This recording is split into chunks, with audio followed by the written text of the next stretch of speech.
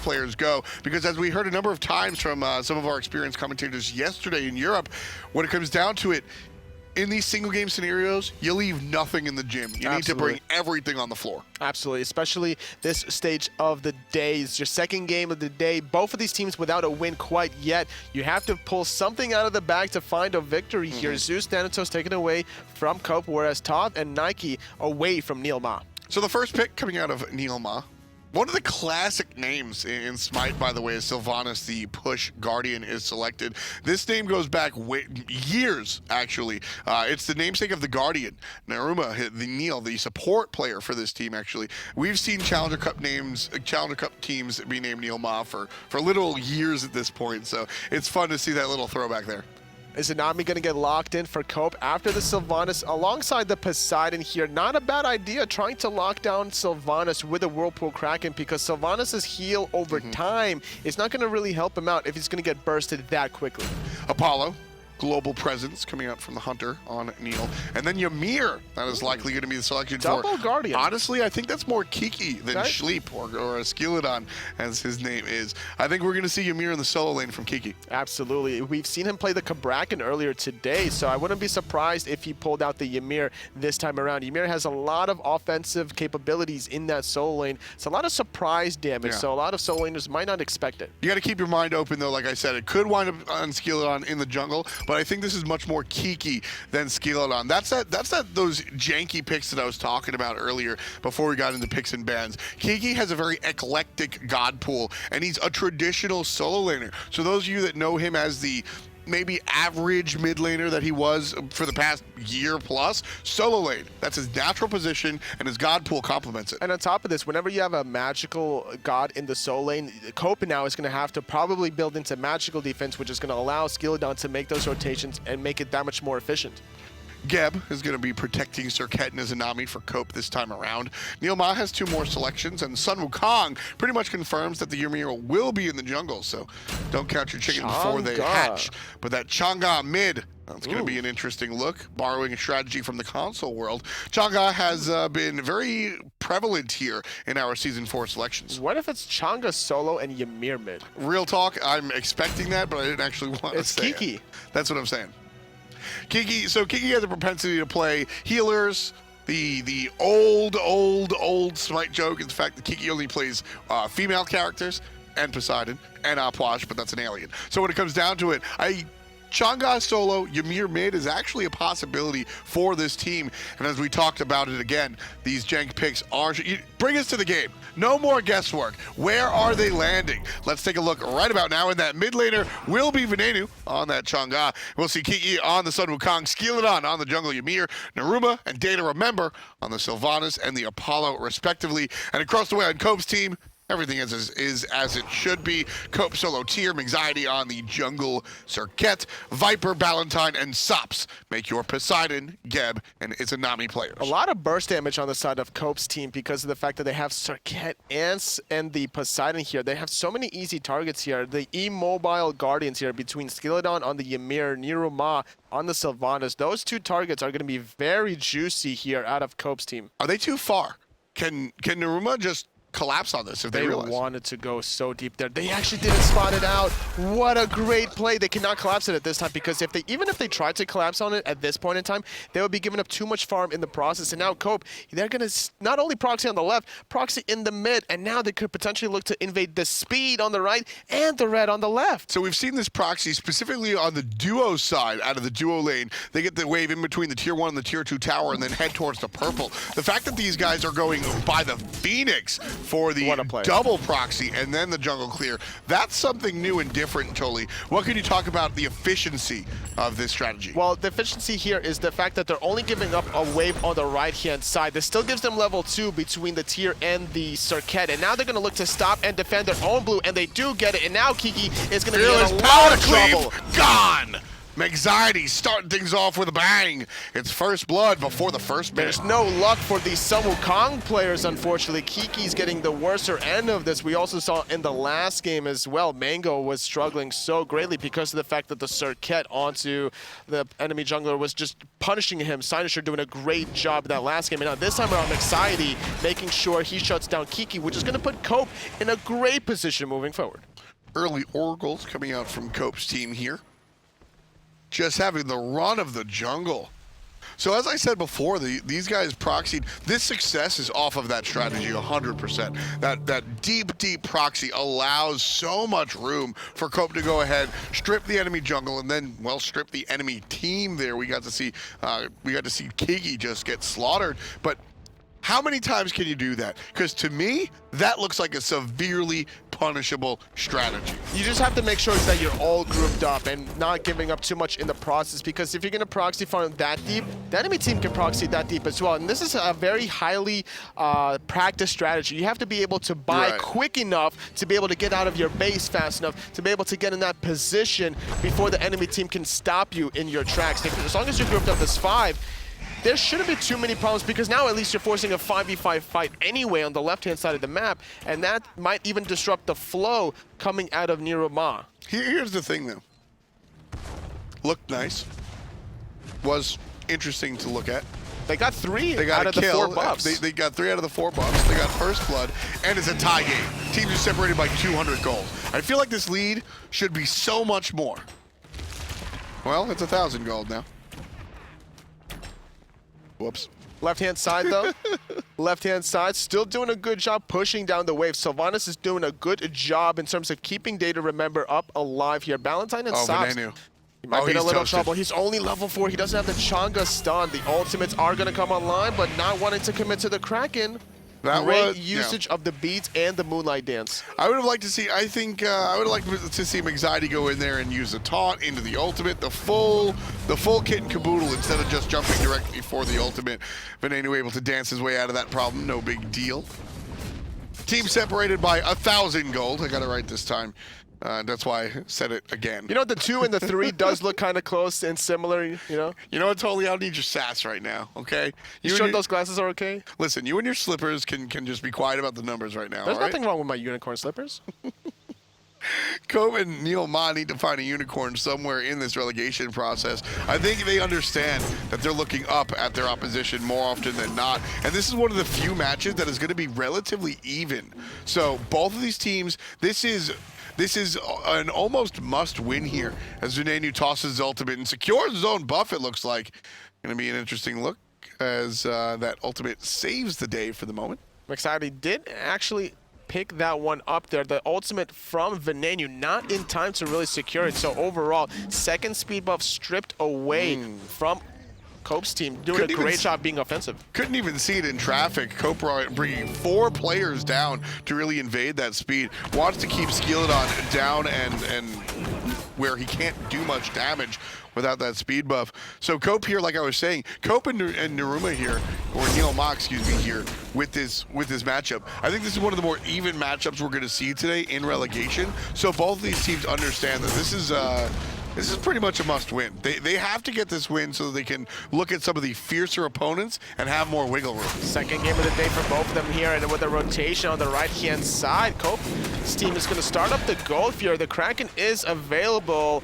Sylvanas right around the corner, but it's going to get knocked up, doing a lot of damage. The Kraken is not going to secure it because of the reset. Gold Fury gets reset.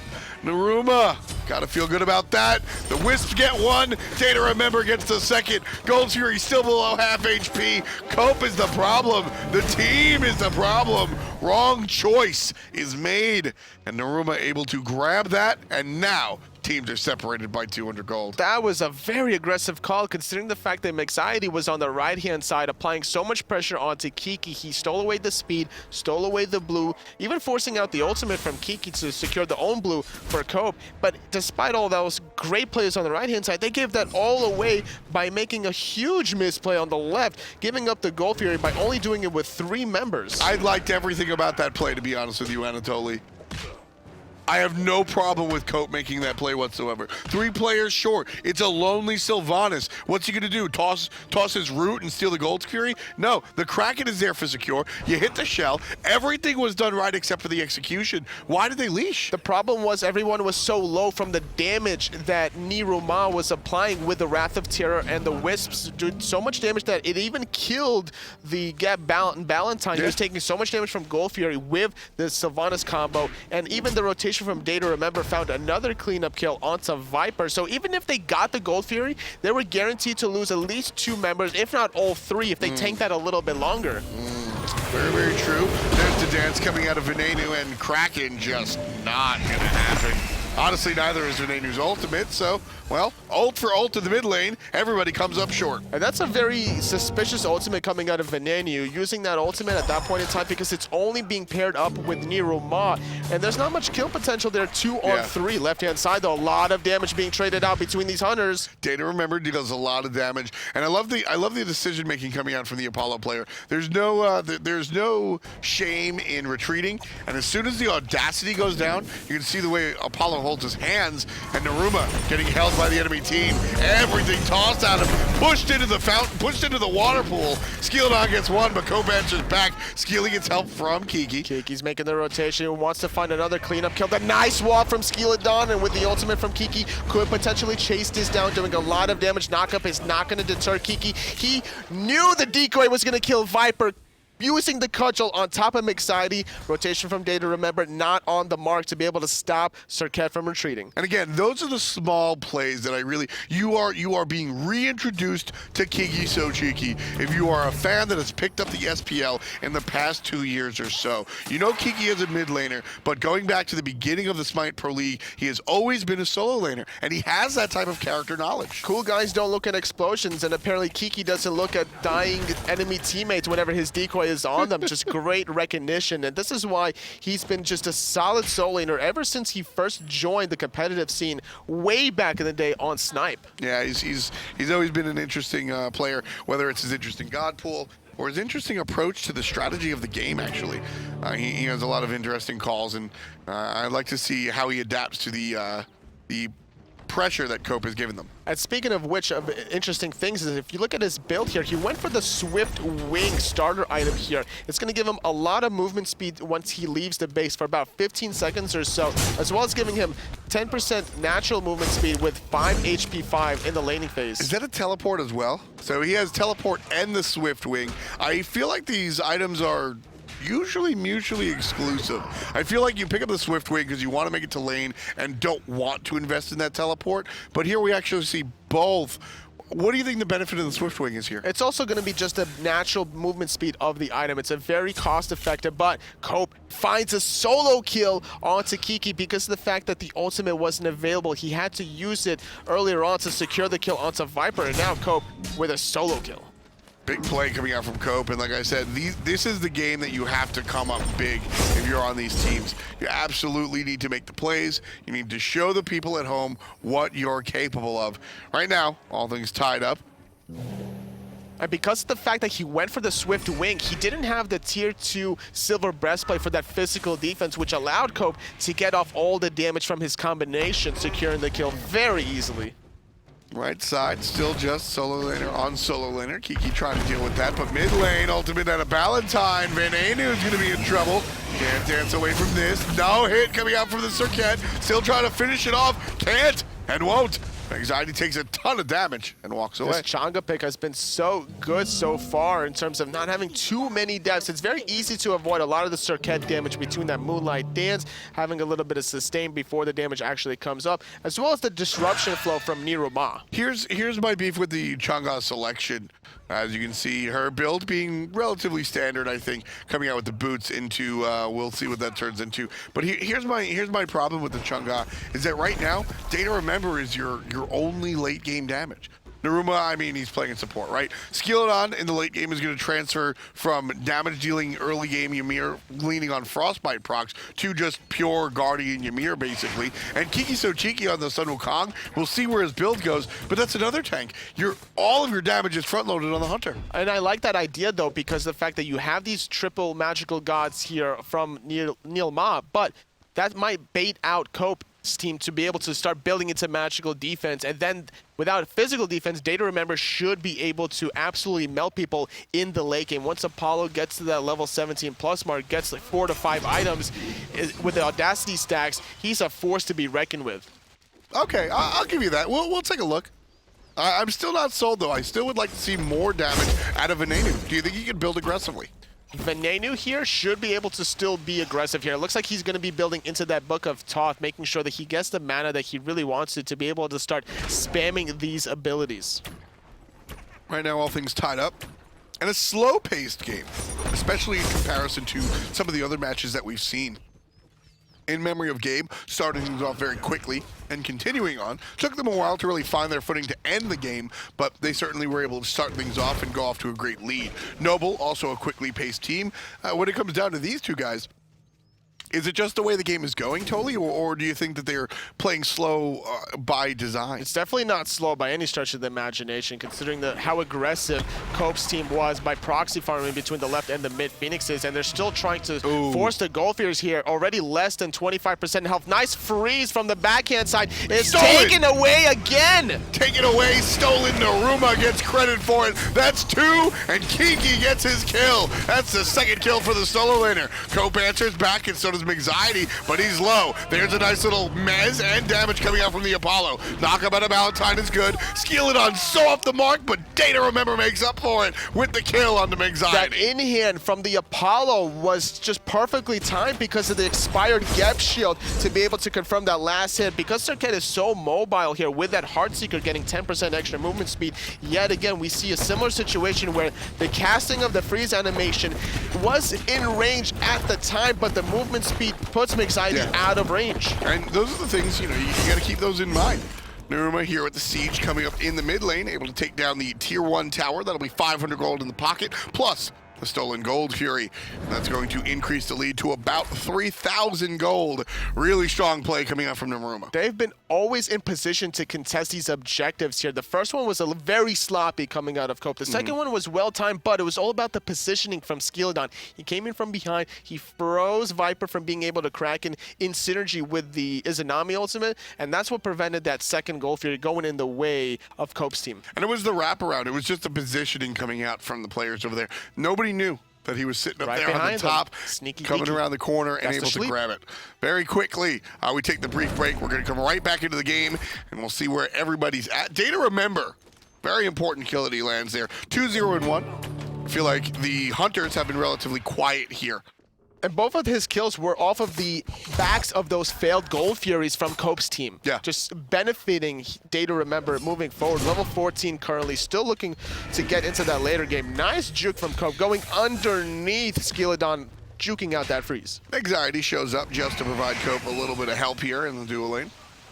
And off of that, keep the aggression up. Off of that freeze as well, though, you always want to be able to basically hug the Ymir. The closer you are to him, the shorter the cone range is. So now, yet again, Anxiety, he wants to put pressure here onto Skeleton, but the wall is off the mark, not positioning it correctly. Skeleton walls himself. That's gotta hurt. The Kraken, on the other hand, doesn't hurt as much as Viper wish it would have. Not enough damage coming out from the ultimate of the Poseidon player. Here comes the chase from Cope. Hits him with the ultimate. The Fearless is not gonna be body good. block. He can't get out. Can't find it. There's the Circuit. The dash is strong. Naruma falls. Great play from NielMah, finding a kill yet again. Everybody's just out of position here. I'm sorry, it's NielMah that fell, and Cope's team's just doing a great job surprising them around that speed buff. They've been consistently applying pressure onto that speed buff ever since the beginning of the game, and they're just not letting go of the gas pedal. Now, all they have to do is make sure that they don't give up Gold Furies like the way they have been, and they could still win this game. So yeah, exactly. I think the first Gold Fury was kind of just a problem. The second one, you get surprised like that. Now, you shouldn't be zoning, you should have the vision, but I feel like that one is a little bit more forgivable than the first time that we saw just an egregious misplay on the side of Cope, and that's why we see them trailing by about 3,000 gold here in our 15th minute. Heading forward, still looking for more plays around the left-hand side. The rotation from Data, remember, just maximizing his farm. He's going to be in a position, like you mentioned, where he's going to be basically the only physical damage of the team. Kiki has to be that frontline tank, so he can't really go offensive. And the way NielMah has been playing so far, he's in a great position to do so. Experience not too much in the favor of anybody at this point in time, but it's still really early, only 15 minutes in. Data, remember, here on this Apollo, is going to get ganked, but he'll be able to make his out thanks to the ultimate. This is another player similar. This Data, remember, and Famous Hate exist. They're very similar players to me, at least in their story. Maybe not their play style, but their story, in the sense that they run the Challenger Cup. They run the Challenger Cup. You can catch them on Friday Night Fights. You can see them in any Eager tournament that gets thrown. And in fact, Data, remember, king of the AVGL, the collegiate league that gets run. Data, remember, absolutely destroyed it. He actually came to LAN here at High Res thanks to AVGL and was able to perform fantastically, but has yet to really make that jump into the Pro League.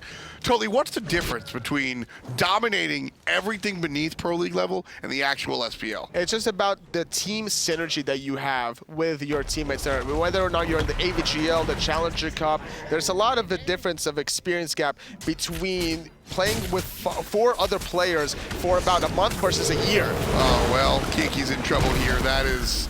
Will the points be good enough, Tully? It's one more tick, and they find him. Anxiety finding Kiki yet again with his 3rd death over the top. Lawbringer Cope looking for some more damage. He's going to be able to zone away Veneno. He's pushing NielMah back into danger. Oh, there's the ultimate out of NielMah. Nice Needed, ultimate. and a beautiful Veneno ultimate. Nobody can catch up to the Guardian. That Sylvanas is out of there. There's a freeze coming out from Skillon. Cope trying to make it happen. Fearless into the power cleave, saved by the Geb. Ultimate out of the Ymir, not going to be strong enough. And the jungle Ymir will not be able to make the play. Sauce is here, though. He finds the cleanup kill onto Skillon. Still trying to chase down Data, remember, but instead going to Veneno instead. He needed to find 1 or 2 more in here. It's not on the mark, but yet again, speed buff being contested and finally secured for Cope's team. Yet again, taking that away from Skillon on this Ymir. It's going to make it a little bit more difficult for him. And now they're going to go for straight for the Portal Demon. No hesitation. Easy. Kiki gets there a little bit too late, so the Jingle Bang won't actually be as effective as he might have wanted it to be. Data, remember, take it to the sky, not willing to let it go. Lands on top, Anxiety is toasted. There's the Mez coming out, and Cope is forced to jump over the wall into the Tier 2 tower over there on the right-hand side. Great use of that Apollo ultimate, just punishing the overextension from Cope's team. It was a great sneaky play to be able to burst down that Portal Demon. It has the same health and protections, or like relatively close to the Gold Fury at every stage of the game, so it's very easy to burst it down if the team is not in position quick enough to defend it. Now, this Gold Fury is going to be one of the bigger plays here in the game, I think, for NielMah. They don't show any signs of actually leashing that one. Down the objective goes, and that's going to separate teams by 3,000 gold, or at least 200 shy of it. And that's good. That is the first real big lead of the game. We saw NielMah have about 3,000 gold lead before, but it was snatched away. It's up to Cope to snatch it away again. Cope's team also had an earlier lead once they started a proxy farm, but like we mentioned before, those 2 failed Gold Furies in the beginning allowed NielMah to still stay, still stay in contention here. Now they have that comfortable 3,000 gold lead, and this is the point in time where they can start grouping up. With the Shanga heal is going to get stronger and stronger once the items come online. And there's a little bit of a freeze, follow-up damage, not all there. Knock-up out of Kiki is good. 3 players get knocked up, but no follow-up. Savannah shows his face, and that's about it. Kiki gets Fearless into his own tower. And Venenu's here to survive and heal. Skillon looking for a wall potentially, trying to juke out the power cleave, but it's not going to matter. The tier passive makes that freeze last for less than half a second. There's the flip over the top. Here comes the blink. Give me your ultimate. Not going to be enough to kill anybody, but neither will the ultimate out of Viper. The Poseidon. Kraken not doing it. Venenu safe on the bottom side, but could be engaged on by Cope. Venenu has no HP, has to be careful. NielMah caught out of the jungle. Anxiety, he found the dash, and now it's going to be Anxiety taking a spill as Kiki made the rotation underneath, using the ultimate to cut the distance, stunning out Cope, setting up Venenu with another stun of himself. The Geb shield going to top off Geb for a little bit. Nice Aegis to prevent the Fearless combination, but Cope has nowhere to go. Second death for Cope's team. Venenu winds up with his first kill of the game there in that exchange. 1, 2, and 4 for the... He's looking for him. He doesn't find them in time. How unfortunate for Day to remember. Either way, though, still being positioned on the left-hand side, not able to really take advantage and defend this tier 1 tower on the right. I almost thought they were going to go for the tier 2. Not going to be the case, as 10 and 10 are the kills on either side. You add that together, and you get the time on our match right here. Kobe is still the problem, is trailing by about 4,000 gold here, folks. And as we are, as I said, early mid-game of our relegation broadcast today, I think that this is a very important match for these two individual teams. It's game number 6 currently out of a potentially 15 with maybe even more tiebreakers depending on how these teams stand at the end of the day. So very important right now, as this is their second game for both of these teams to find their first win of the day. Somebody's guaranteed to win. Yes, that is at least true. Somebody has to win this game. Can you imagine if we had ties in Smite? How would you even accomplish a tie? Would you kill the Minotaur at the same time? I would ask Viper to ultimate me in the brain. I think the way to get a tie is to get 4 people on both teams to F6. If y'all both surrender. At the same time. If you guys both surrender, absolutely. So you hear that ping right there? That's actually the Chang'e bunny. Big change into season 4, or maybe right beforehand, is how fast that Chang'e is able to purchase from base from lane. Her passive, very unique one, and that bunny moves so much faster than he used to. And that's going to allow him to stay in the laning phase as long as he really wants to. Having that extra time to go back, maybe get a chalice even, so therefore you don't have to start necessarily a chalice right off the bat. You can actually purchase that later on. Now you can't basically purchase one afterwards, so you have to be very careful about how you go about that. That sounded so passive aggressive. You don't have to buy the chalice in the early game. You can buy it later, because I know you don't like the chalice start. I'm not a big fan of it. Ooh, the grab from behind. Anxiety's going to take Skeleton on the fight, and Cope saves the life right into the Kraken. Beautiful setup. Skeleton knows he's got nowhere to go. Goes to the ultimate. Viper, credit on the kill. Here comes Kiki, transferring into his ultimate, and NielMah going to be controlled. 4 players here. Viper low, gets stunned out. Aegis on cooldown. He's safe, but there's Venenu. Venenu missing his ultimate completely. Now Cope is diving the backline. He still wants to find more people with the Fearless combination, but with that one pick onto Skeleton, Cope's team is just going to play it slow, respecting the heals between the Sylvanas and Chang'e combination. Great play, finding the pick, and more importantly, just making sure that they weren't all grouped up for Venenu's ultimate. Here's the jump forward. Cope still looking for a Fearless. Hits him with the blue Fearless. Looking for the red one. Fearless into the wall. Power cleave is delayed thanks to the pull, and there's a shield for Cope. He'll be safe off of the tower. Great defense coming out from NielMah. Still, Cope in trouble as he gets aggressed on. Viper knocked up. Viper knocked down. Day 2, remember, gets the kill. It's number 4. That sustain is just too much for Cope's team, and now they're on the run here, continuously throwing out those wisps. They're going to be able to position themselves around that Gold Fury as it's just about to respawn here. Day to remember can easily burst this down, and especially with Viper still being dead, they're going to do both the Portal Demon and the Gold Fury at the same time. And that should be relatively easy, except for the Gold Fury going to be teleported on. Anxiety says hello, so does Cope, who has been one of the driving forces here. Gold Fury picked up, half HP already. Cope is still the problem. They're going to capitalize off of NielMah's mistake this time around. The very first Gold Fury. Fire Giant is being started on the right-hand side. Apollo will take the portal. It's already less than 25% health. Valentine is going to roll away. What a sneaky play from NielMah. You got to know that's happening. You can't let that go. Cope trailing by 3K plus a Fire Giant. It's going to start escalating past that 3K mark. About 5,000 gold worth of towers on the table for NielMah to peel away. Cope is still the problem. Well, Cope has been one of these standout players, I think, in this game, believe it or not. Anxiety has performed relatively well, but Cope on this tier has been able to find some of the absolute perfect Fearlesses to set up his teammates, specifically Viper. Here comes setup of NielMah's out of his own. Gets 2 knockups, but no big of a deal. It's going to slow things down, but it's going to be actually Valentine caught in an awkward position. A nice wall from Skeleton. Can't find the skip on the left-hand side. And now Sobs, he's going to try to do something at least on his team. Get it maybe a tier 2 tower, but a nice teleport from Kiki is going to prevent that opportunity. Good use of the teleport. He's still giving chase. Pops the health pot. Not going to And go for the kill just yet. I like the mindset from Sobs just to stick around here in the duo lane, making sure that somebody from NielMah has to defend, trying to take the 1v1 currently because of the Fatalis effects, can easily kite around here. Now, doesn't really have the lifesteal, so if he takes continuous damage from Kiki, he's not going to be able to win that exchange. Nice Jingle Band revealing Sobs. So right now, Toli, what's the next step?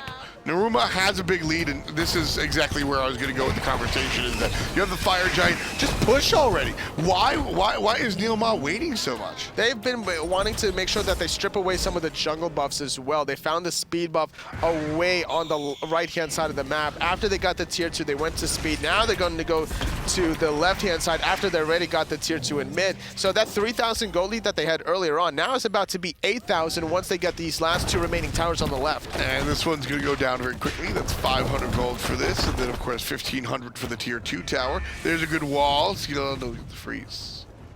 I keep expecting Skeleton to go deeper than he actually is, but he's just a little bit too cautious at the moment for my liking.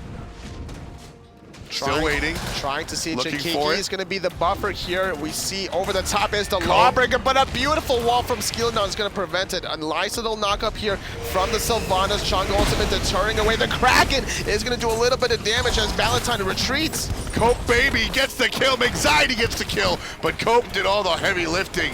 Tier 2 tower goes down. Pretty sure that's what the teams are looking for. Anxiety gets one. There's the support. Nice hit out of Data Remember to stop the Fearless in the tracks. Cope still looking for the kills. NielMah surrounded. That's likely to be a dead support, and so it will be. Anxiety gets number 8 on the contest. Despite losing 3 members, getting every single tower wiped away from Cope's team. On top of this, there's no objective here for Cope's team to be taking. Gold Fury's down for another 2 minutes. Fire Giant's down for another 2 minutes. The Portal Demon's probably down for another 2 minutes as well. So they have to be able to get some towers of their own. They got the tier 1 mid. They're going to continue onto this tier 2. Now the question is, do they have enough time to get this Phoenix? I don't think so. Nah, they can't get the Phoenix totally, but they absolutely can get the tier 2 if they commit to it. And they will. 1,500 plus the 500 of the other tower. 2,000 gold for the mid lane into the pockets of Cope. And that's going to shorten the lead up to about 5,000 gold instead of a much larger number like 7. After stripping away those 2 buffs, they could have elected to maybe go for this tier 1 tower on the right-hand side, but without too many players here wanting to back and spend their gold, they're electing to play it relatively safe here, positioning themselves for the next objectives, because if they did push that tier 1 tower, now they could have overextended to the point where if they die, these respawn timers will not allow them to defend the next objectives. Yeah, when it comes down to it, you absolutely have to make those decisions, and that one was a good example of the correct decision. Viper and Cope, they've looked to be a very strong duo. Cope, now Anxiety is the jungler, make no mistakes, but Cope is the one that keeps pushing players into the whirlpool. Viper will actually put down the whirlpool in the middle of the team fight. Cope will recognize it, notice it, orientate himself, and then Fearless somebody into it, ensuring that the Kraken is going to hit after the cripple. He's just filling his role in nicely. That's what you have to do as a soul lane warrior. Get into the backline in any way possible. You have the Lawbringer, you have the Blink Runes to penetrate the backline, look for the 180 Fearlesses, and hope that the Whirlpool is going to be there to set up even more power play opportunities. And like we mentioned before, Skeleton and NielMah are very easy targets here with their large hitboxes to connect that Fearless. Ooh, trouble over the top. Cope is going to get the Fearless out of the support.